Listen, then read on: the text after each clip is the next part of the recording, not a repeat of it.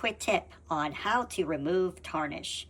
This is something that we can do with what everybody has in their kitchen or in the refrigerator. And the magic ingredient is...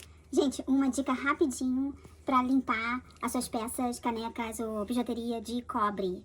É uma coisa muito simples que quase todo mundo tem na geladeira, que é ketchup. Ketchup. Então vamos lá. Your run-of-the-mill ketchup. Então, So here lá. we go. Aqui tem essas peças, essa canequinha, esses braceletezinhos. All you do is you put ketchup on it, like it's French fries. Vamos primeiro fazer aqui os braceletezinhos.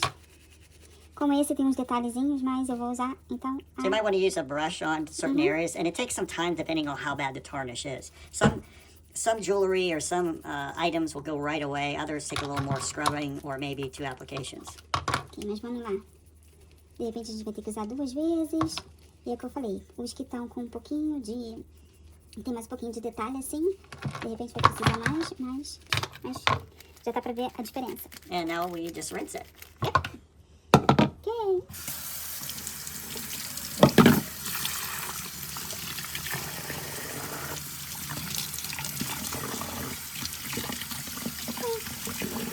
Já dá pra ver?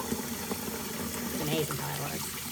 Incrível! Agora você já pode usar suas pecinhas de cobre com uma coisa que quase todo mundo tem na geladeira, que é ketchup.